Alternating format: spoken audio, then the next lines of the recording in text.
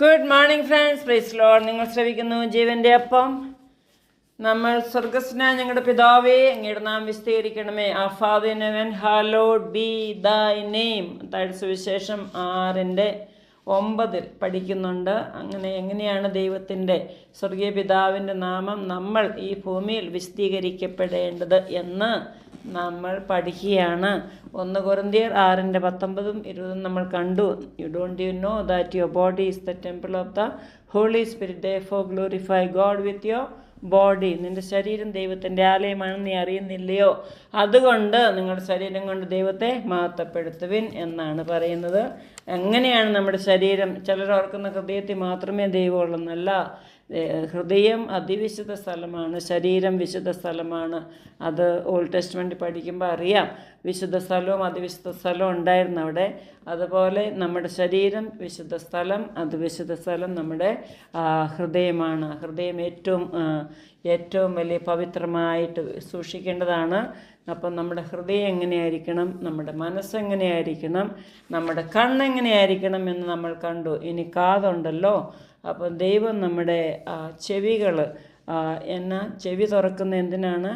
ദൈവവചനം കേൾക്കാനും പരിശുദ്ധാത്മാവിൻ്റെ സ്വരം കേൾക്കാനുമാണ് നമ്മുടെ ചെവികൾ, നമ്മുടെ കാതുകൾ തുറക്കേണ്ടത്. അല്ലാതെ അനാവശ്യമായ നോയ്സ്, ഗോസിപ്പ്, ജഡ്ജ്മെൻറ്റ്, മറ്റുള്ളവരുടെ വിധി, മറ്റുള്ളവർ ക്രിട്ടിസൈസ് ചെയ്യുന്ന, മറ്റുള്ളവരെ കുന്നായ്മ, കുശുമ്പ്, കുറ്റം പറച്ചിൽ, അതെല്ലാം ഏഷണികെട്ടൽ, അതൊന്നും കേൾക്കാനല്ല നമ്മുടെ ചെവി ഉപയോഗിക്കേണ്ടത്.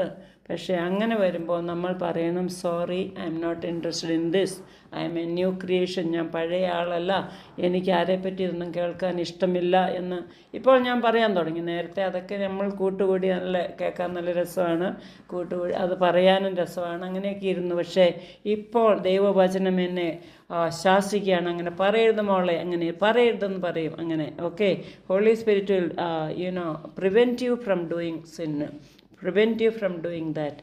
അപ്പം നമ്മൾ അങ്ങനെ സൂക്ഷിക്കണം നമ്മുടെ കാതുകളെ. ബിക്കോസ് നമ്മുടെ വചനത്തിന് വേണ്ടി നമ്മുടെ കാതുകളെ തുറന്നാൽ എന്താണ്? റോമാക്കാർക്ക് എഴുതിയ ലേഖനം 10:17 പറയുന്നു. 10:17 says, for faith comes by hearing and hearing by the word of God. ദൈവവചനം കേൾവിയാലാണ് നമ്മുടെ വിശ്വാസം വർദ്ധിക്കുന്നത്. നിങ്ങളുടെ വിശ്വാസം വർദ്ധിച്ചോ?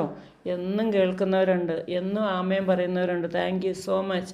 കുറേ പേര് സ്ഥിരമായിട്ട് ആമേൻ പറഞ്ഞ് റിസീവ് ചെയ്ത് എനിക്കത് കാണുമ്പോൾ വളരെ സന്തോഷമാണ്. ഞാനും ഒരു ലവ് ചിഹ്നമൊക്കെ ഇടും അതിന്. അങ്ങനെയുള്ളവർക്ക് വേണ്ടി പ്രത്യേകം ഞാൻ പ്രാർത്ഥിക്കും. എല്ലാവരും കേൾക്കുന്നുണ്ട്, ചിലർ റിപ്ലൈ ചെയ്യുന്നുണ്ട്, ഒത്തിരി പേര് ഫോർവേഡ് ചെയ്യുന്നുണ്ട്. ഒരു സിസ്റ്റർ 20 പേർക്കൊക്കെ 20 ഗ്രൂപ്പിലേക്കാണ് ഇടുന്നത്.